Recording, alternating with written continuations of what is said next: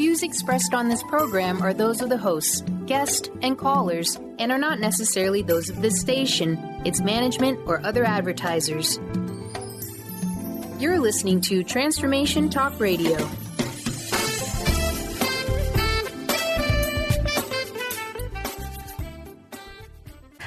Moms, are you ready to become enlightened, empowered, and stress-free? Well, get ready because you are about to tune into vibrant, powerful moms helping everyday women create an extraordinary life with Debbie Pokornik. Each week, Debbie discusses topics to help you become self-aware, inspired, and on track to create the life you crave. It's time to stop settling and start thriving.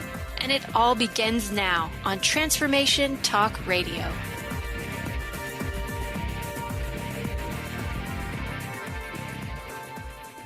Welcome to the Vibrant Powerful Mom Show. I'm your host, Debbie Pokornik, and my mission is to help as many people as possible, moms especially, to awaken to their vibrant, powerful selves so that they can fully enjoy the life they've come here to live, and also so they can help to spread peace and love on the planet. So in line with this thinking, today I want to talk about some secrets to being a vibrant woman. Before I dive into this topic, I want you to know that on my website at empoweringenergy.com, you can find a complimentary report that's called The 5 Secrets to Being a Vibrant Woman. And so you can pick a copy of it up if you want to have this information to keep, to read it over, share with others, whatever. It's not exactly what I'm going to talk about today, but it's very close. And it will save you if you are the kind of person who likes to take notes. All right. So let's dive in. Being a vibrant woman is not always easy. It requires you to be proactive, to take the lead in your life, to live mindfully, and so on. Vibrancy is more than a healthy body, although the two things can be very closely connected. But it also requires you to be self-aware, to be willing to listen to what your body's telling you, and to tune in to the many messages coming your way from a higher power, whether you call that source or the universe or God or whatever. Now, this might sound overwhelming and even a little bit scary, but in truth, it is simply about living your life in the driver's seat and ensuring that you are controlling what you can, accepting what you can't, and using your wisdom to know the difference. Sound familiar? It's that old serenity prayer, and it is really, really true. So let's get on with those secrets. Secret number 1, take full advantage of the moment. Living in the moment is not a new idea, at least not for the last several years. Yet it is still something that most of us struggle with. When you're using a moment to recharge yourself, you really want to awaken all of your senses, go off of autopilot, quiet your mind, and be firmly grounded in your body. Now, that is not always easy to do. So let me share an example of how I might do this. I love green tea. So when I sit down with a freshly brewed cup of tea, I will often take a moment, empty my mind of anything else, and then I'll breathe in deeply. I'll smell the tea. I'll feel the warmth of the mug in my hand. I'll gaze at the color. I'll taste the full flavor of the tea, run it over my whole tongue. Sometimes I even tap my ring against the mug because for some reason I really like that sound. It's quite possible I like it because it reminds me of my pleasurable cup of tea.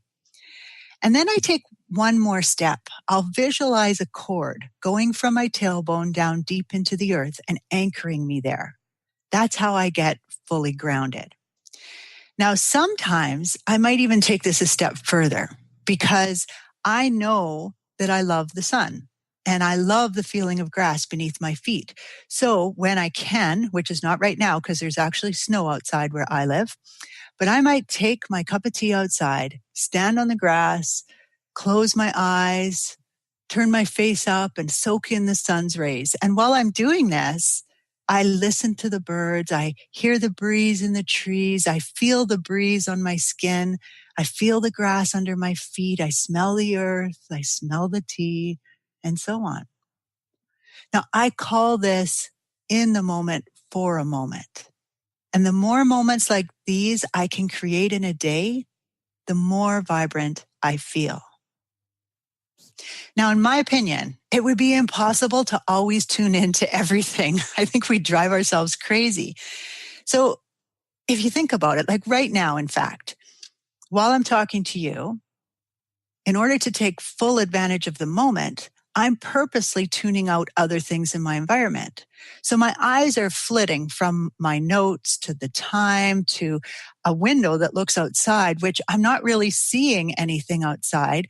I'm just staring at it with a blank gaze while I'm thinking about what I want to share with you. Now, unless my dogs start to bark or phone rings in the other room, I'm pretty much oblivious to any other sounds in my room, except for anything I hear through my headset.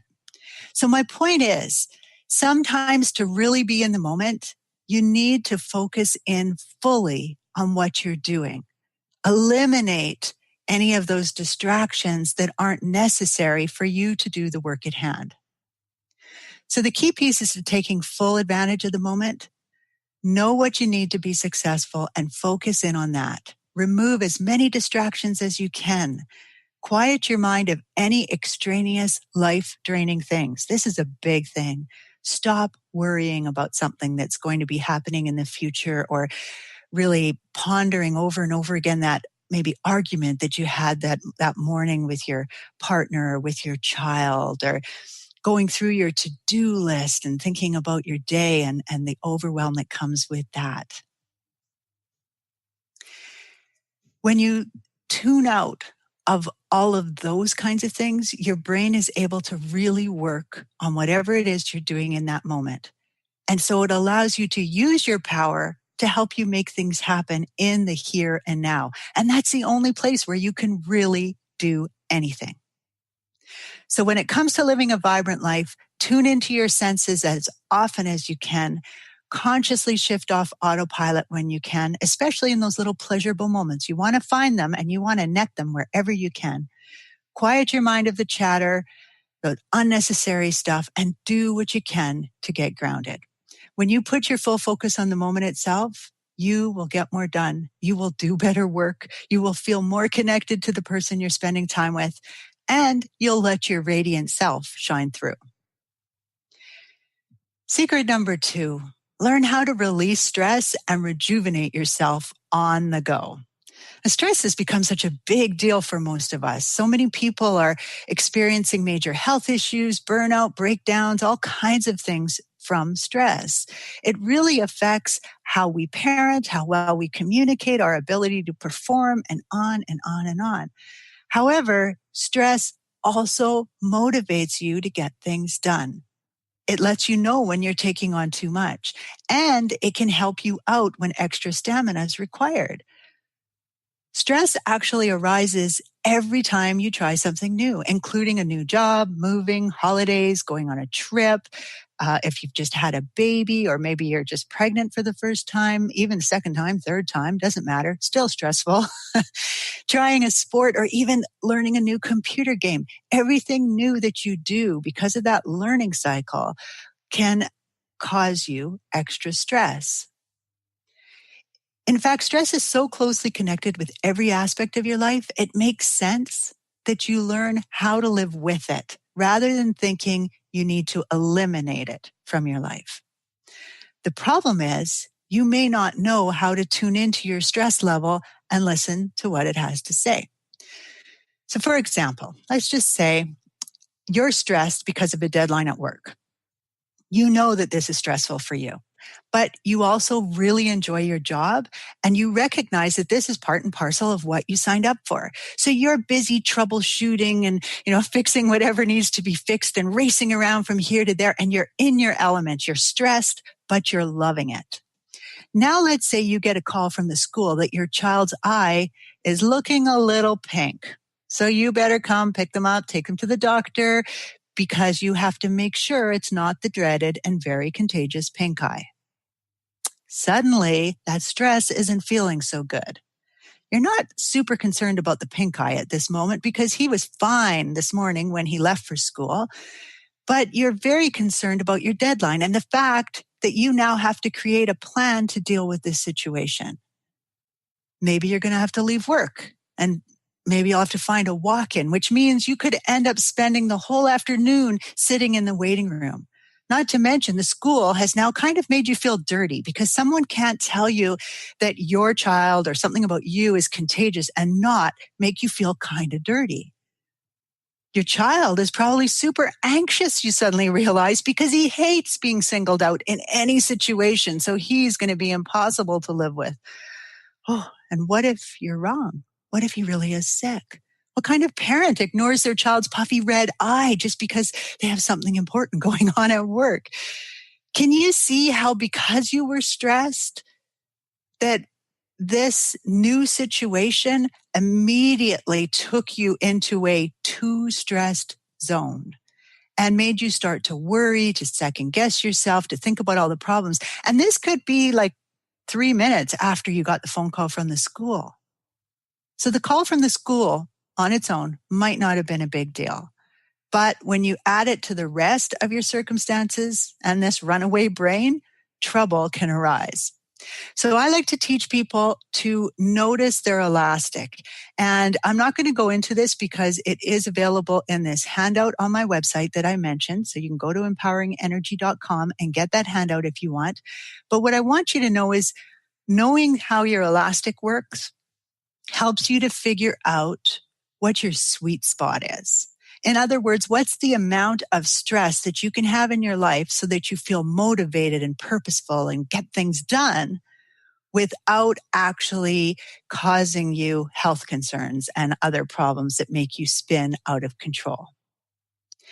The simple answer to dealing with stress is to become aware of how much stress you're dealing with, learn where your sweet spot is, and then learn a variety of great tools to help decrease the negative effects when the tension starts to increase, your elastic starts to stretch.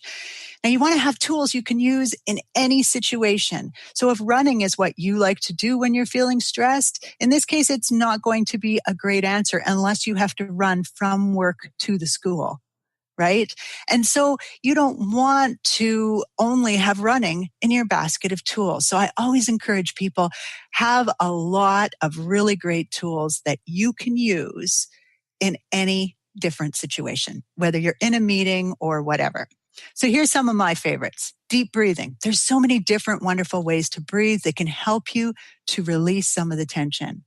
Having some regular daily dark chocolate. It's true, it burns off cortisol. It's very good for you. Cortisol is a hormone that is released when you're feeling stressed.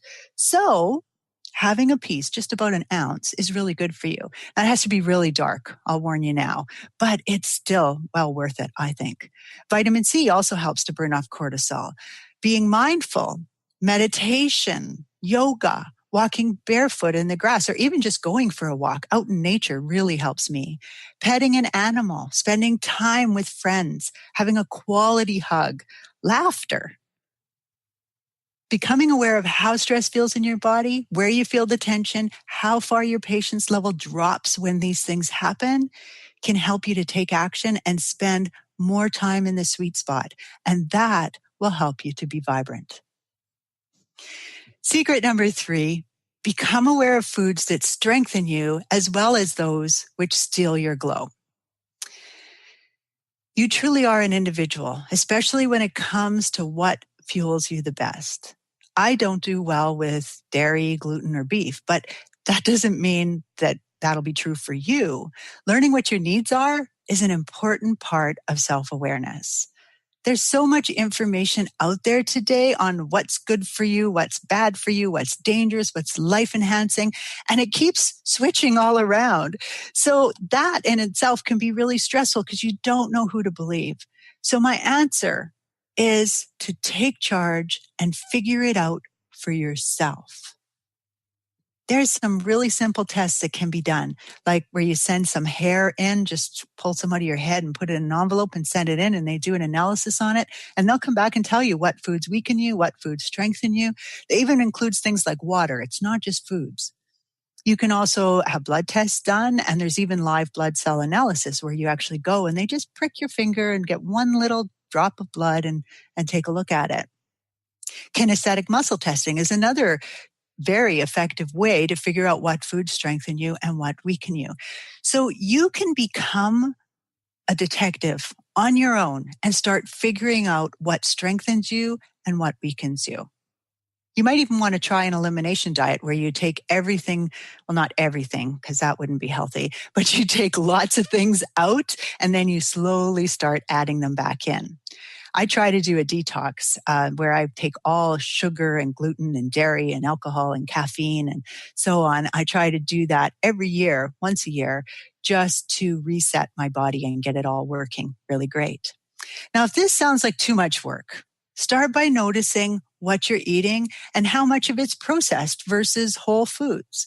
And then rather than, say, buying a can of peaches off the shelf, go to the store and buy a peach, or even better, a farmer's market. And better still is if you have a peach tree close by that you can go pick it fresh. Stay away from foods with names on their ingredient list that you can't pronounce or you wouldn't normally consider edible. Like propylene glycol, for example. I don't know why they put it in muffins. It's ridiculous to me. At the very least, avoid the main dangers that even those that contradict one another all seem to agree on, which are things like trans fat, high fructose corn syrup, MSG, and the fake sweeteners. You can go on the internet and search these things and get lots of really great information on these topics if you want to know more. You don't have to take my word for it. Dr. Josh Axe is one of my favorites who shares lots of information and talks about everything. So he's really wonderful. Quite a huge internet presence. So this is not about being super stringent about what you eat and drink. I think that we've already been pushed enough by that whole diet mentality and counting our calories and knowing how much of this we're having and how much of that. This is not what I'm talking about at all. This is about becoming aware so that you can make decisions that will help you to feel vibrant and healthy most days. Over time, awareness itself will start to guide your decisions, allowing you to put your energy into enjoying your health. I actually share a trick for testing for food sensitivity, as well as another trick for reducing the amount of processed foods in your life that worked really well for me. They're both in that handout. So I don't want you to think I'm really trying to push that handout. It's just that if you want these kind of extra little notes, if this topic intrigues you, I want you to have access to that information. So feel free to go and pick it up. Secret number 4 is to keep oxytocin flowing. Now, in the booklet on my website, I mentioned that number 4 might make you blush. And in the report, it might just do that. On this show, I'm going to keep the conversation PG so I don't get in trouble with any of my hosts. So if you wonder, though, if certain intimate acts fall into this category, they most definitely do. Oxytocin is a hormone that makes you feel connected to others. It feels good when it flows through your body, and your body is meant to have a lot of it. Women have far more receptors for this delicious little hormone to adhere to, which means it sticks with us for a longer amount of time and helps us to be vibrant. So how do you get oxytocin flowing? Well, there's lots of wonderful ways, but I narrow it down for people by suggesting they think about pleasure.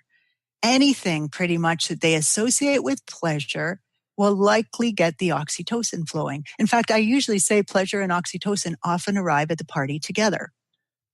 So think of heart-to-heart hugs, shared laughter, meaningful conversation, and really connecting with somebody else, gazing at your baby. In fact, oxytocin is actually involved in letting your milk down and also helping women go into labor. But since we can't really count those as ones, that are there for all of us, it's not regular day-to-day in life, I don't include them on my list. Okay. But it's good to know anyways. Quality time with your kids, though. That's also another way to get oxytocin flowing, or playing with a pet. Even being really authentic with someone, tapping into your passions, those can get this hormone flowing. Now, I have a tool that I love to teach called the oxytocin breath. And I don't think I'm going to have time to teach it here right now. But once again, it is in that handout. So if you want to know more, please check that out. Secret number 5, ask for what you need. Being assertive comes into play here. Okay, being able to stand up for yourself without attacking others or putting them down. That's what being assertive is all about. So many people are taking an aggressive or a passive aggressive stance when they aren't getting their way. And then they think that they're being assertive. But that's not what being assertive is all about. Other times, people aren't aggressive at all, but they fall back on manipulation tactics like guilt, for example, to get what they want. So that's not asking for what you need. That's not standing up for yourself. And that's not what I mean when I say ask for what you need. Boundaries also come into play in this conversation. Knowing what's important to you. What are your values? What are your expectations as a result of those values? And knowing how to express your needs to others, these are both part of asking what you need. So many people struggle with boundaries and wind up in a codependent relationship where you no longer remember where you end and the other person begins, or maybe even saying yes when you really want to say no, which results in overcommitment or doing something that you really didn't want to do, all because you didn't want to upset the apple cart by saying no to someone. This is a really big problem for a lot of women. Many females struggle with the idea of asking for help and fear it makes them look weak or sound needy. We've been taught to think we should be able to do it all. Work, raise kids, volunteer, be a great daughter, help out your neighbor in distress. You can do it all, but that doesn't mean that you should.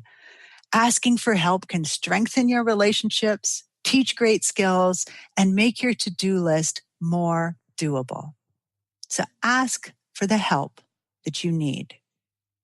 The more self-aware you are and the clearer you are with all the people in your life, the easier it will be for you to tap into your own vibrancy and shine your light for all the world to see. So that's it. That's the 5 secrets that you can use to increase how vibrant, loving, connected, open, and wonderful you feel. Now, these aren't the only secrets. There's plenty of other things that you can do, but these are key areas that will give you the greatest return for all of your efforts. So I feel like I have a little bit of extra time here. I am going to teach you how to do an oxytocin breath. And I hope that you will give it a try, because this is a way to get this beautiful hormone flowing through your body, but only if you give it a true, honest to goodness effort. All right. So here's how it goes. You're going to breathe in, open mouth is fine, all the way down into your belly. So if you put your hands on your belly, you should feel your belly move out when you breathe in. And on the exhale, you're going to make a ha sound. I call it the pleasure sound. All right. What you're trying to do here is you're trying to get what's called the vagus nerve down in the belly to actually move or vibrate. And when you do that, oxytocin will be released. So I'm going to do it with you. I'm going to do it. I'm hoping, I'm going to trust that you're doing it too. And if you can't do it right now for some reason, then I encourage you to try this in your car, when you're by yourself, when you're at home, when you're out for a walk, somewhere that you can. And if you think people might hear you and think you're strange, have something beside you that is really delicious. It can be a mug so they don't know what's in it. It can be a piece of chocolate. It can be a donut, whatever. And you can just hold that up and go, oh, this is good when they look at you. All right. So here's how you do it. You're going to breathe in.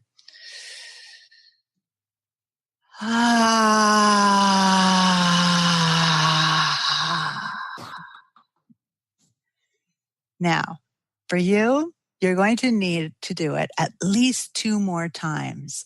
And when you do it the 3rd time, you're going to notice a difference in how you feel. You might feel silly, like laughing. You might feel kind of like you're in love. Okay, it's a strange feeling to use to describe it, but that's kind of how oxytocin feels. I call it the warm, fuzzy feeling. So when you notice that feeling, then you're going to know that what oxytocin feels like when it's flowing through your body. And that's ultimately what you're going for. Okay? Give it a try. If you're ready to step into the driver's seat of your own health and vibrancy, which I have to mention is a wonderful thing to role model, by the way, give at least one of these things a try. then head on over to Empowering Energy on Facebook or use the contact page on my website and let me know how you did. I'd love to hear if you tried the oxytocin breath. With much respect for you and the journey you are on, this is Debbie Pokornik wishing you a vibrant and powerful day. You've been listening to Vibrant, Powerful Moms with host Debbie Pokornik. If you've enjoyed this show, please give us a shout out and leave us a positive review. To find out more about Debbie and her sisterhood of Vibrant, Powerful Moms, visit empoweringenergy.com. That's empowering with letters NRG.com.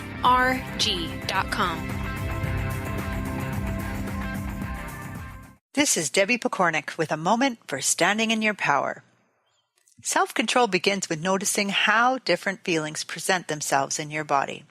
When you're feeling sensitive, for example, your chin might quiver, tears might well up in your eyes, and your voice might catch in your throat. Anger, on the other hand, might appear as tension in your jaw, back, or arms, along with clenched fists, heat in the upper torso, scowling, and a strong desire to yell. The more aware you become of your body cues, the easier it will be to recognize when you're on the road to disaster. Choose the emotions that cause you problems, then start noticing and logging the body cues that come with them.